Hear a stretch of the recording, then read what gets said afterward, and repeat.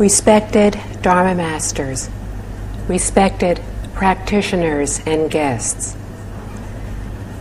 In the last talk, we learned how Mr. Liao Fan told his son that when we are absolutely honest and truthful, our hearts will be in agreement with the will of heaven. We need to be sincere in everything we do. We do not lie to others or to ourselves. We do not cheat others, and we do not fool ourselves. The will of heaven is what Buddhists call the true nature, our original self-nature, our Buddha nature. It is the state of having no wandering thoughts. It is constantly maintaining only those thoughts which are virtuous, honest, and devoid of hypocrisy. When we do so, our hearts will be in agreement with the will of heaven. We accomplish this sincerity by severing our desires. What do we cut off? The 6 dusts, or the senses of sight, sound, smell, taste, touch, and thought, and the 5 desires of wealth, lust, fame, food or drink, and sleep.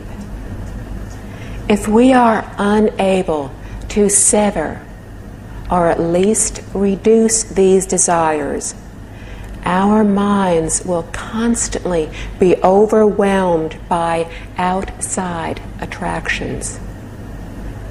Instead of a heart of sincerity, we will have a heart of longing. Even if we cannot completely discard these longings, we can work to curtail them. Most of us are immersed in our wandering and discriminatory thoughts and the enjoyments that we experience through our 6 senses. We concentrate on being more considerate of others. We will improve in our level of attainment. If we are presently unhappy and undergoing many difficulties, be patient. We should continue doing good. The hardships and difficulties will soon be over. When this happens, good fortune will soon be ours. Then, when we share our good fortune with others, it will become even greater good fortune. Giving results in gaining. Therefore, in order to receive, we must first let go.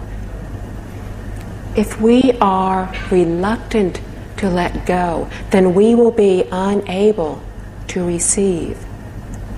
So this chapter on reforming our destiny is all about letting go.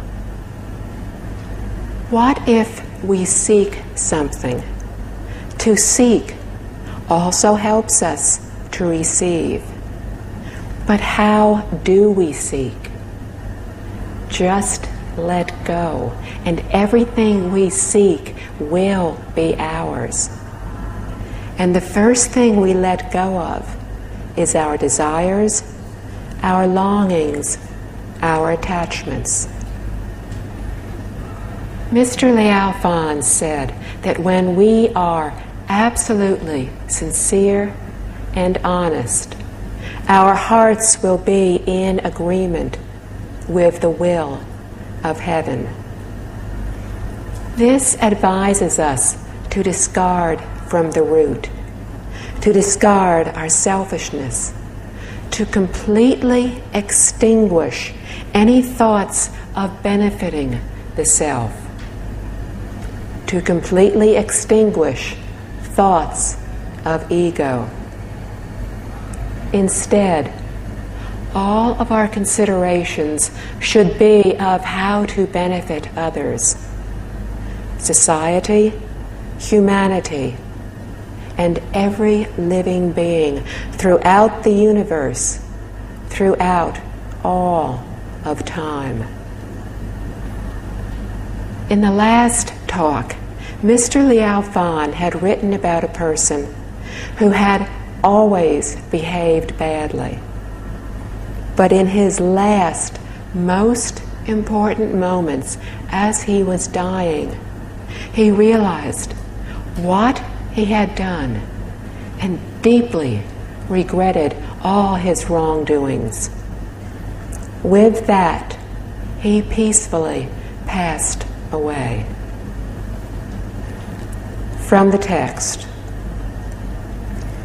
This is to say that if a person can have an overwhelming and courageous kind thought at the most important moment, then it can cleanse away hundreds of years of accumulated misdeeds.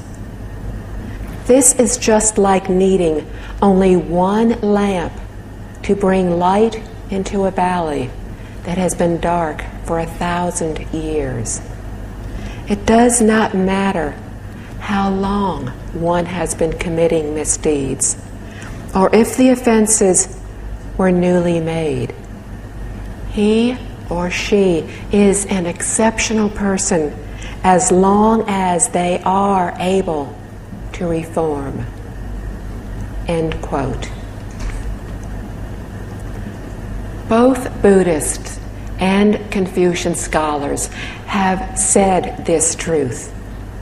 It is the truth, not something false. We need to be brave and determined in regretting and reforming. Even if the offense is major or of long standing, it can still be regretted and eradicated. Having an overwhelming and courageous kind thought at this most important moment, just as we are about to die, is to truly and sincerely regret and to eradicate karmic obstacles.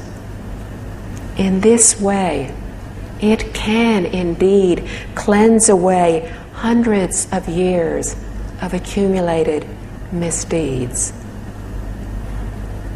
The book speaks of only needing one lamp to bring darkness into a valley that has been dark for 1,000 years.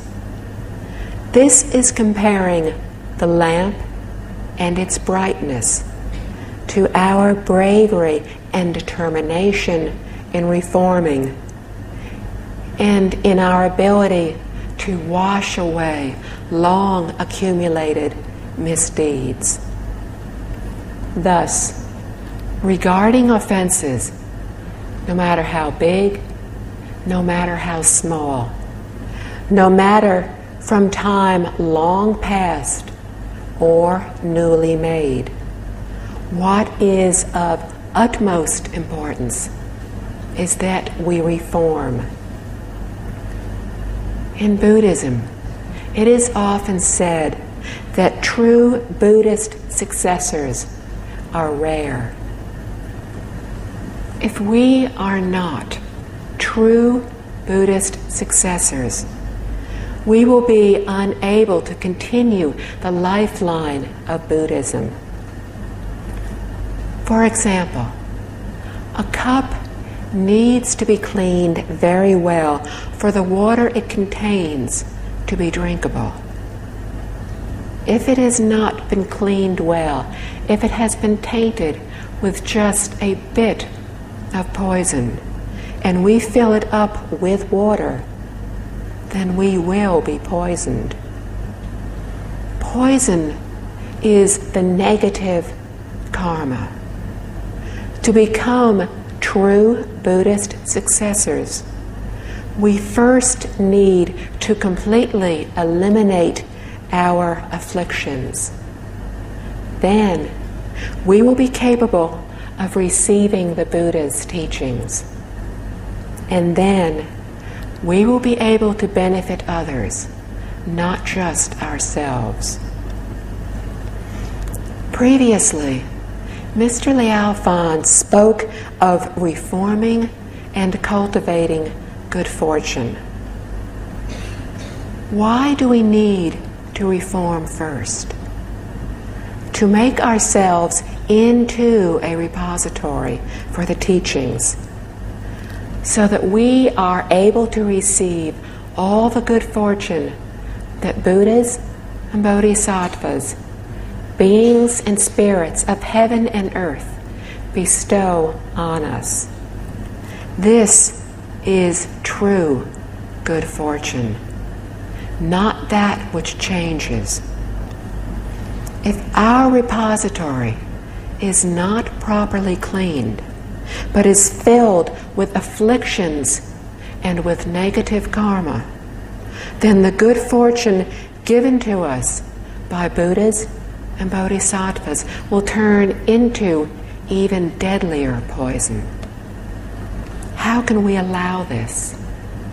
This is why we need to start anew. Then we will be able to cultivate good fortune. If we do not reform our erroneous ways, then the good fortune we cultivate will serve to increase our faults to their fullest. Why? Without good fortune, we only commit small transgressions, since we do not have the opportunity to create larger ones. However, with great good fortune, then the wrongs we commit will be even bigger. In the future, this will lead us deeper into the hell realms, to bear even more suffering. Poor people in this world, although they may have thought of committing more serious transgressions, are generally unable to commit big ones, whereas the ones that rich people commit are more serious than those of ordinary, average people. We need to understand that before we cultivate good fortune, we first need to reform, to eradicate misfortunes. Then the good fortune that we cultivate will be genuine goodness.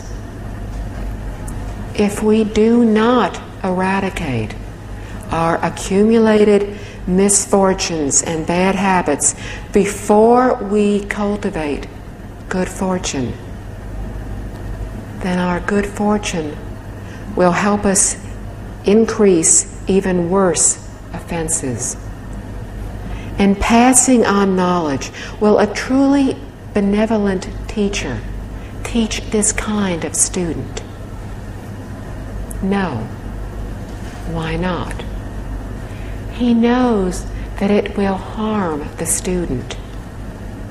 Buddhism would say that this student is not a proper Dharma repository.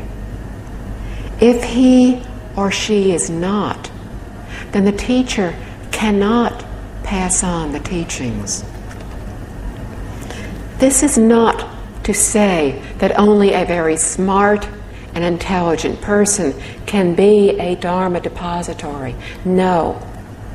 If a person has a pure mind, has a kind heart without greed, anger, ignorance, or arrogance, then he or she is a Dharma repository, regardless of how intelligent or unintelligent he or she may be.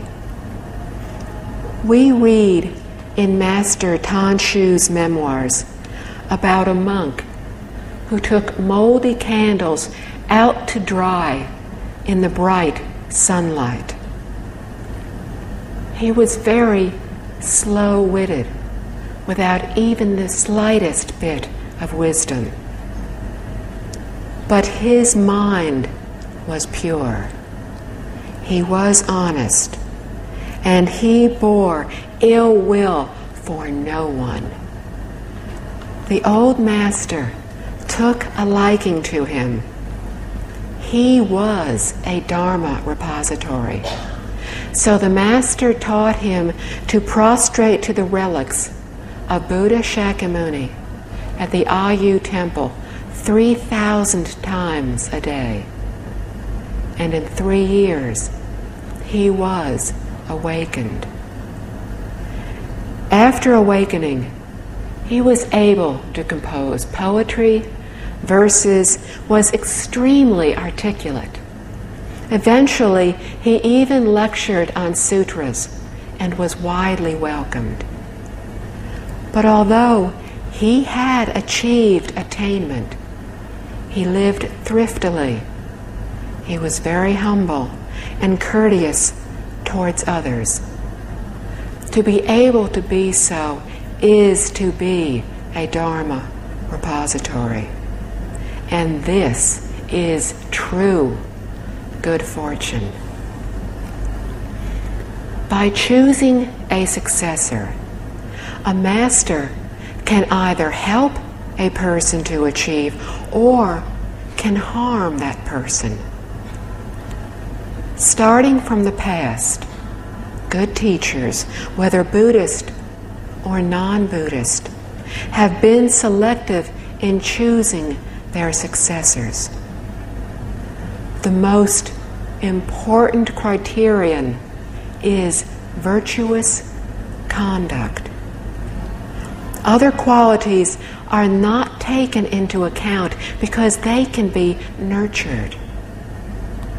Thus, if we really want to achieve, really want to be born into the Pure Land, to be able to benefit ourselves and others, we need to start by reforming. As Mr. Liao Fan said, it is of utmost importance that we reform. From the text. Besides, we are living in a tumultuous and constantly changing world. Our body, made of flesh and blood, is extremely perishable. If our next breath does not come, then this body will no longer be a part of us. Then, even if we did want to reform, we would no longer have the chance to do so. End quote. These 4 sentences advise and encourage us to grab hold of the opportunity, to regret and reform while we still are able to. This world is constantly changing, is impermanent. The sutra stated that life is only a breath. If our next breath does not come, it is the next life. And it will then be too late to think about regretting and reforming. Knowing that this is the utmost important matter in life, we need to earnestly regret, to treasure this opportunity to not waste time, but to reflect daily within, to regret and reform daily. Being able to do so is true cultivation. However, many people think that cultivation is reciting sutras, prostrating to the Buddha, or simply chanting a Buddha's name daily. To do so in this manner has nothing to do with our negative habits. It will change nothing. To recite sutras is to cultivate. Cultivation is to recite for 1 hour and to not give rise to any wandering thoughts during this hour as we focus our attention on the sutra text, even to a point of not analyzing the meanings, because to do so is also wandering thoughts. Thus, the goal of cultivation is developing the pure mind, is halting our wandering thoughts. Reciting sutras, chanting mantras, or chanting a Buddha's name all share this goal, and this is cultivating the mind. When the mind is pure, the body will also be pure. Throughout the years, many have truly taken to heart that with purity of mind, the body will become pure and will not fall ill. Naturally, we still need to be careful with our daily intake of food and drink, and careful of our manner of living. With a body that is pure, an environment that is pure, without worry, without afflictions, although we are advancing in age, we would neither fall ill nor age. Venerable Master Ching Kong's late teacher, Mr. Bingnan Li, is an excellent example of this. Even in his 90s, every day was a rush of lectures, appointments, social engagements, etc. From this, we can clearly see how a person who is advanced in years can remain perfectly competent while living a healthy, long life without falling ill. Many younger people cannot accomplish this. It was all due to his purity of mind and thus his body. From the text.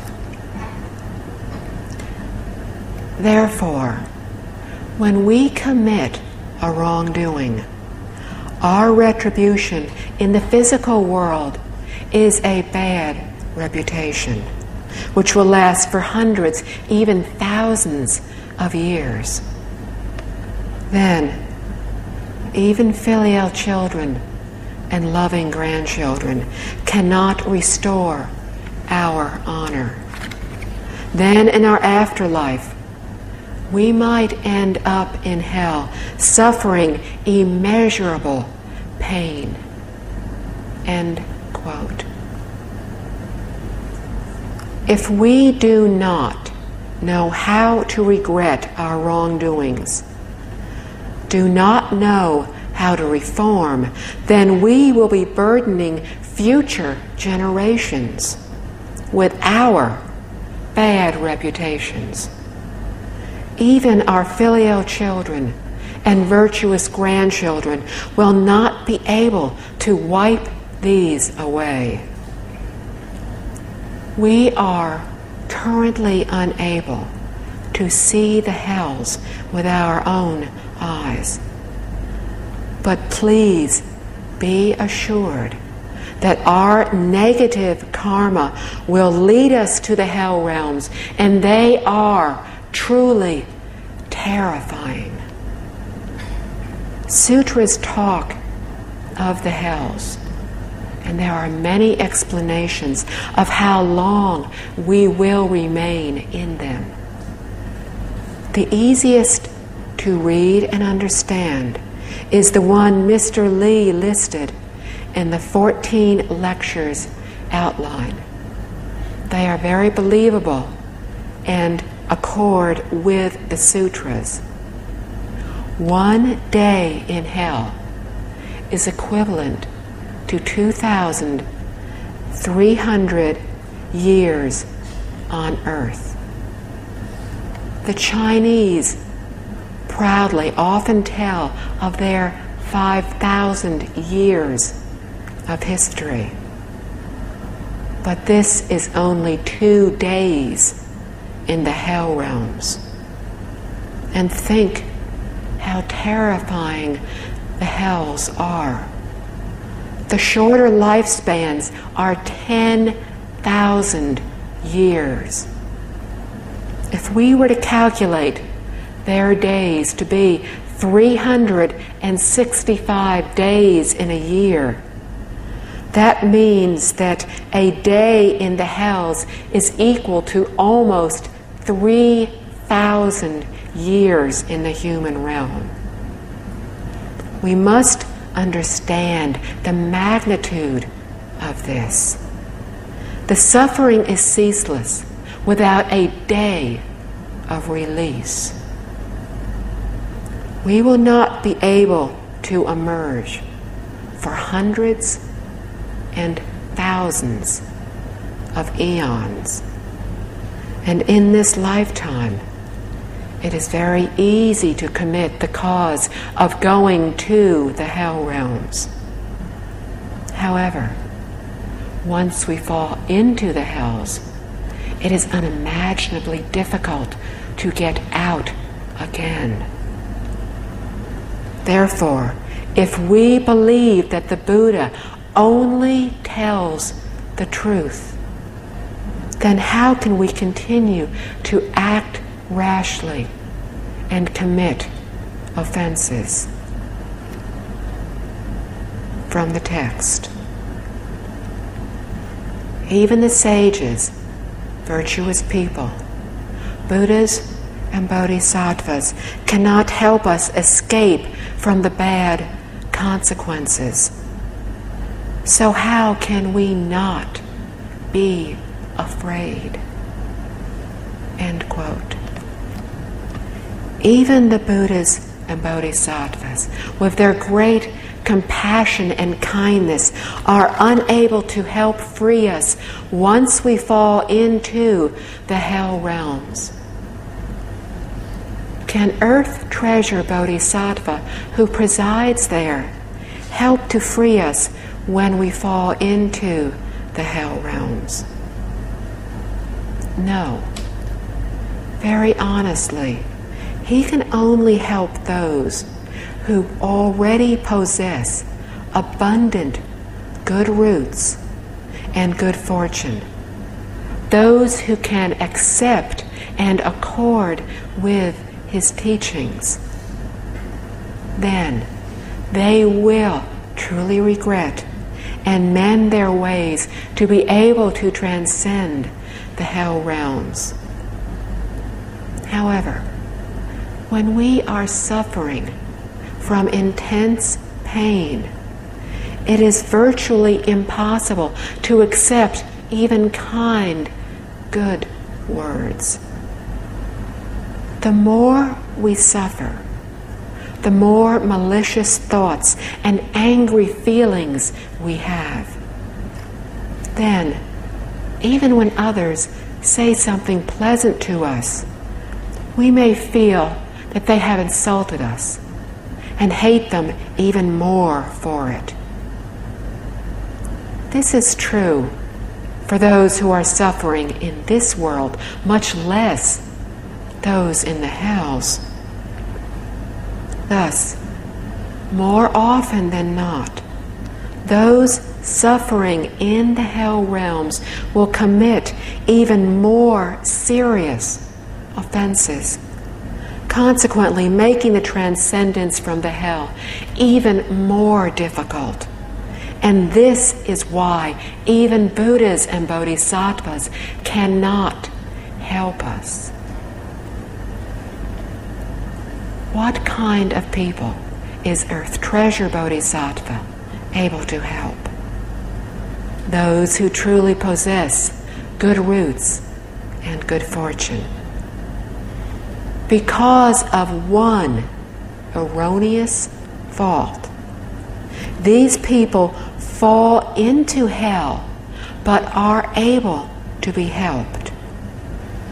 Earth Treasure Bodhisattva can advise and encourage them. Because they are willing to listen, to regret, and to be awakened, it is easier for them to transcend the realms. But if they do not possess these abundant and good roots, and have consequently fallen into the hells because of one wrong thought, there is no way to help them. Even Buddhas and Bodhisattvas are helpless in this matter. After seeing this and considering how it is, how could we not be afraid? The second way to reform teaches us to have a fearful heart. We need to know that we cannot hide even the slightest fault from the beings and spirits of heaven and earth, much less from all the Buddhas and Bodhisattvas. Therefore, even if we are in a dark room, we would do well to not give rise to even one deviated thought. And without deviated thoughts, we naturally will not commit any bad deeds. This is the simple truth. Therefore, when we regret and reform, we need to start from our hearts. When our hearts, our minds, are virtuous and kind, naturally our speech and behavior will be likewise. When our hearts are not virtuous and kind, no matter how we try to pretend, our speech and behavior will be a lie. From the text. The third way to reform is that one must have determination and courage. End quote. We need to be brave in regretting and in reforming. The first way talked about how being ashamed is close to being brave. Being ashamed is to be awakened. Not being ashamed is being deluded. Therefore, being ashamed is a condition for awakening. Being courageous is a condition for its effort and accomplishment. Being ashamed is to awaken from within, for the mind to be truly awakened. Having a fearful heart is the external force that helps us to refrain from doing anything bad, which also reflects the extreme, deep shame in our self-nature. Shame is the state of mind of being ashamed. Fear is the state of mind of being conscience-stricken. To feel ashamed and to be conscience-stricken are two virtuous states of mind. There are 11 dharmas in the 100 Dharma Doors to Enlightenment Sastra, one of which includes shame. If we can feel ashamed, then we are bound to achieve. Throughout his life, Master Ingguang said that he was constantly shameful. That is, he would constantly bear in mind a shameful and a fearful heart.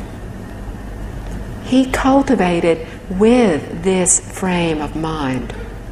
Thus, he was able to be diligent and brave in improving himself. And in this way, he truly achieved in having a determined and courageous heart. From the text. When we hesitate to reform our faults because we really do not want to change, we are content with what we can get away with.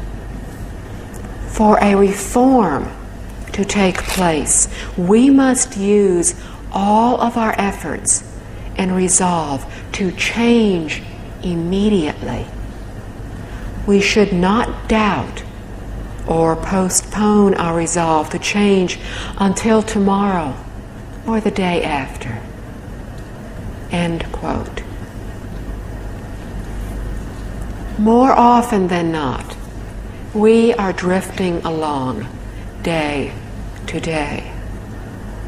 Please be aware that if we are not advancing, we are regressing. We do not seek progress. We especially do not have the heart to keep progressing in our virtuous conduct. Today, people are also brave and diligent in trying to advance. But what they seek are the 5 desires, the 6 dusts, and the 4 poisons. They do not know to fear the consequences. The sages of this world and beyond taught us to keep progressing in our morality, ethics, and wisdom, for they are higher than just academic attainment. Learning is different from academic attainment. Learning is the wisdom that flows from our true nature, what Buddhists call our original innate wisdom. On the other hand, academic skills and learning are called worldly intelligence. Today, we advance bravely and diligently, but we are going in the wrong direction. We are going into the 6 realms of reincarnation, into the 3 bad realms. The sages of this world and beyond teach us that we need to transcend the 6 realms, to free ourselves forever from reincarnation, to catch up with Buddhas and Bodhisattvas. This is correct. Therefore, Mr. Liao Fan said that to reform we must use all of our efforts and resolve to change immediately. We should neither doubt nor wait to reform, nor postpone our resolve to change until tomorrow or sometime in the future. Once we have realized this, we must do all that we can do to lift our spirits and diligently advance. We need to do it now without any doubt, delay, hesitation. There is no need to wait any longer. Say it, do it now. From the text. A minor fault is like a thorn piercing our skin. It should be quickly removed. End quote.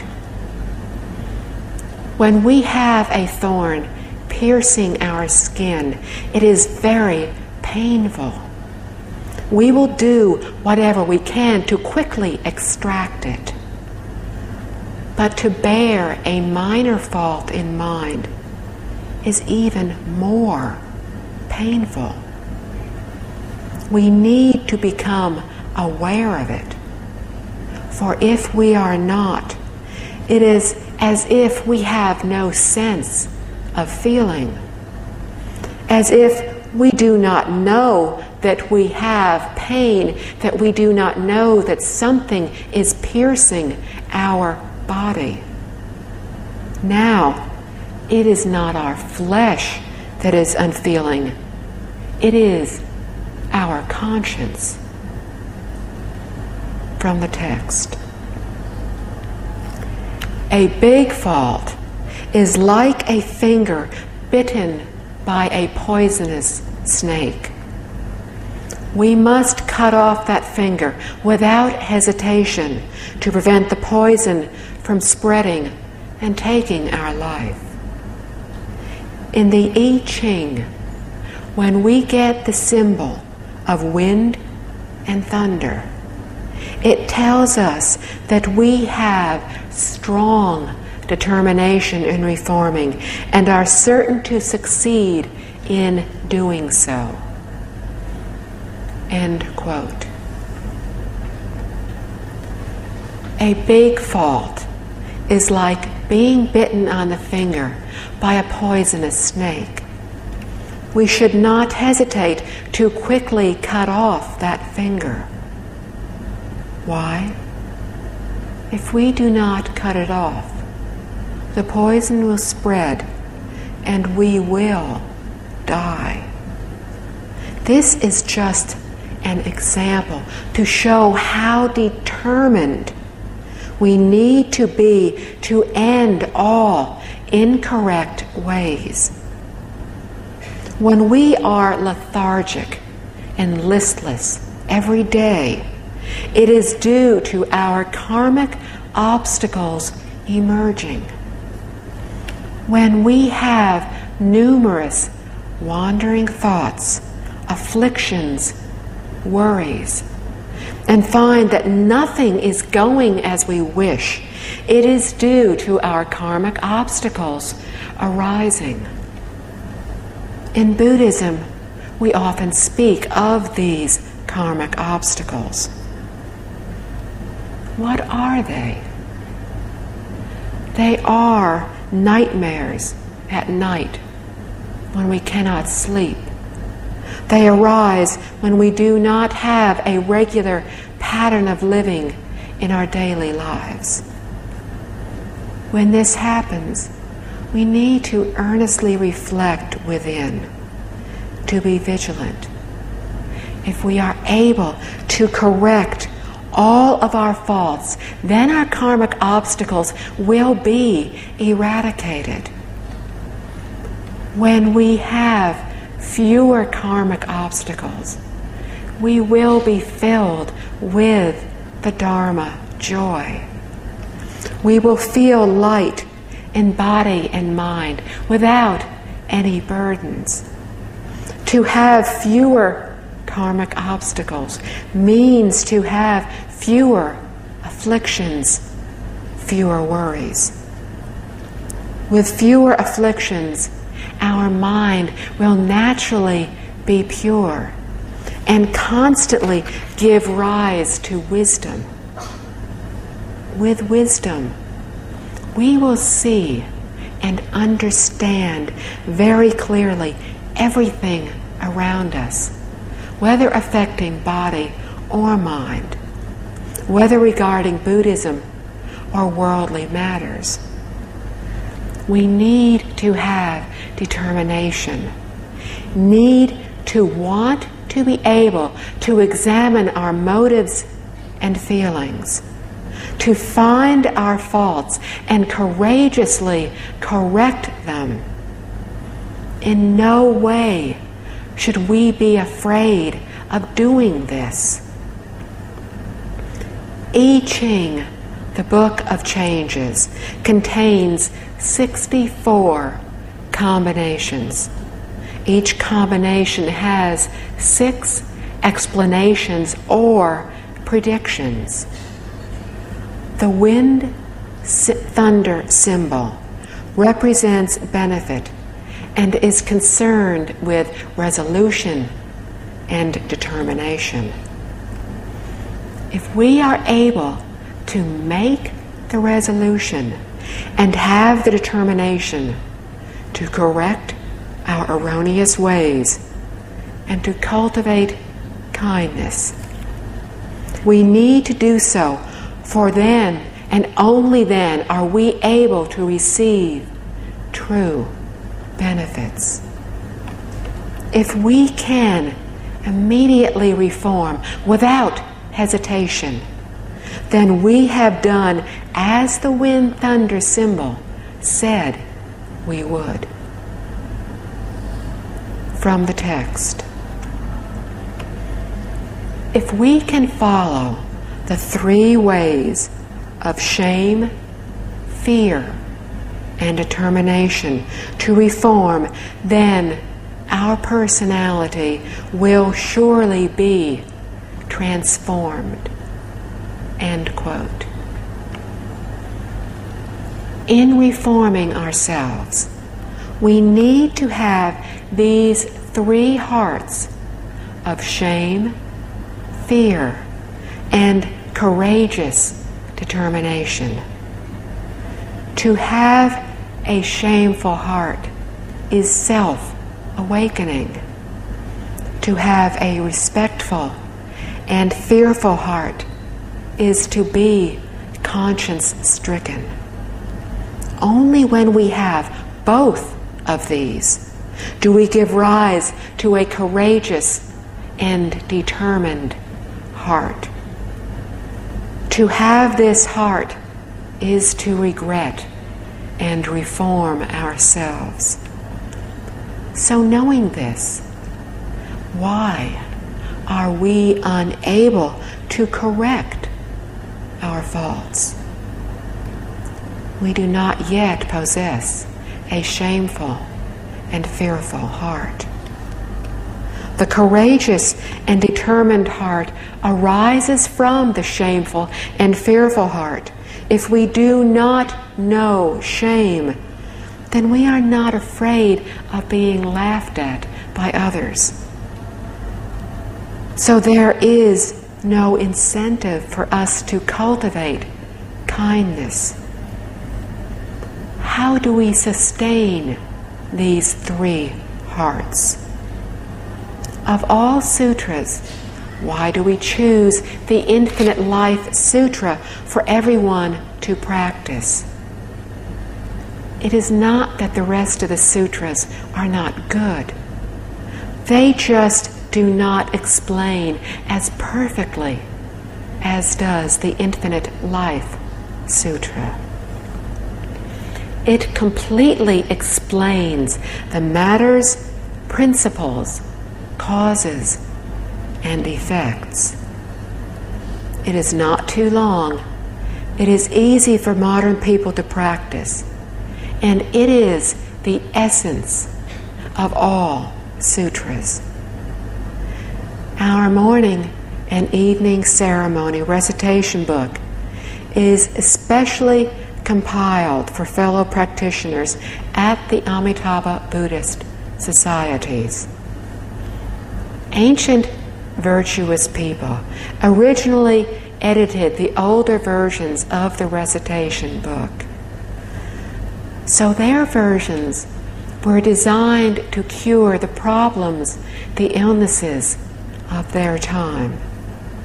Thus, as expected, it was effective for them. However, our problems are different from theirs. Thus, we need to modify the morning and evening ceremonies. For the morning ceremony, we recite Chapter 6 of the Infinite Life Sutra in the hope of having the same mind, the same vow as Buddha Amitabha. For the evening ceremonies, we recite chapters 32 through 37. These 6 chapters explain the 5 offenses of killing, stealing, engaging in sexual misconduct, lying, and consuming intoxicants. The essence of these 6 chapters is the 5 fundamental precepts and the 10 bad conducts. They are causes. These chapters also talk of the 5 sufferings, which are the current sufferings we undergo, and of the 5 burnings, which include the retributions we will bear after our current lives, the consequences we undergo in the hell realms. As we recite these daily, they can help us to regret, reflect, and to reform. Reciting these chapters is essentially the same as reciting the repentance verse.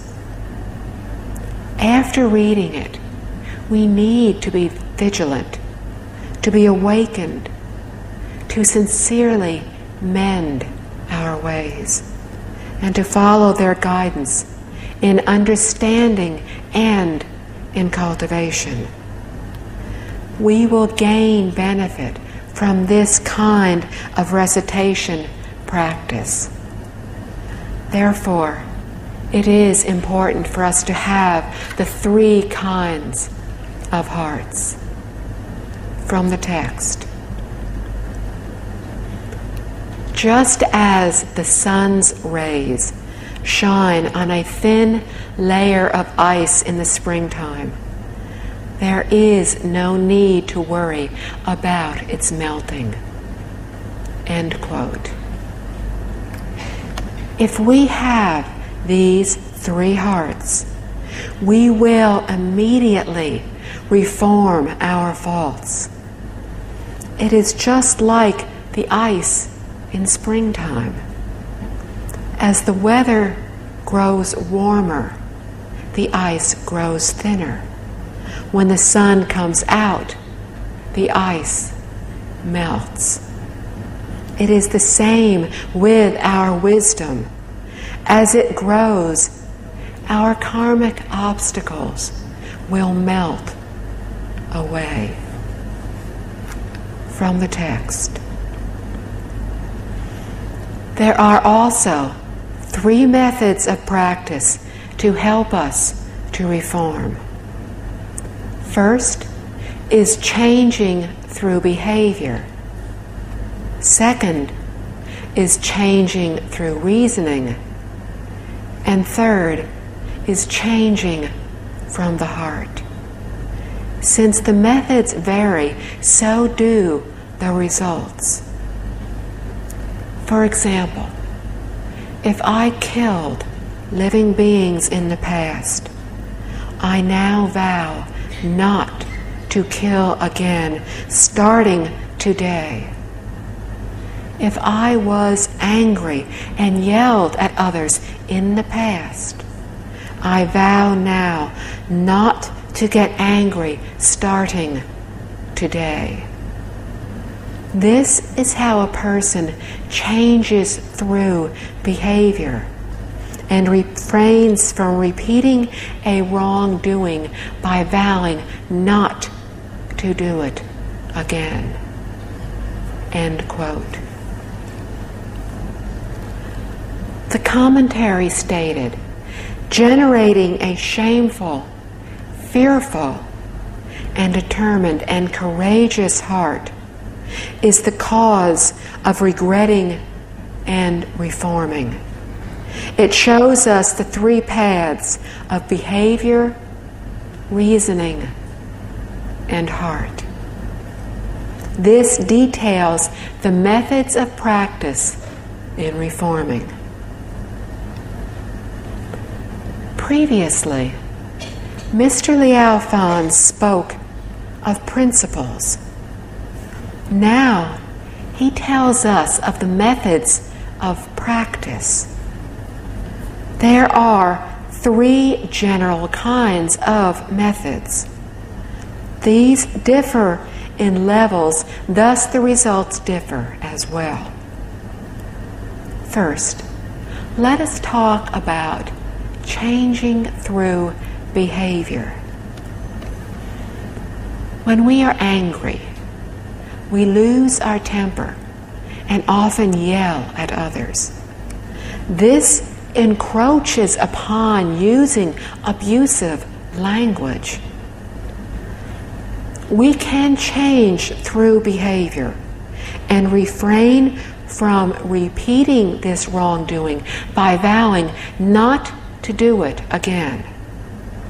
This is to totally change through behavior, to find each and every fault and to reform them. At first, Mr. Liao Fan also changed through behavior. We see him accomplishing his 3,000 good deeds over 10 years. Taking this long to accomplish this amount of good deeds is really not that outstanding. The second time, he only took 4 years to accomplish the next 3,000 good deeds when he sought and attained a son.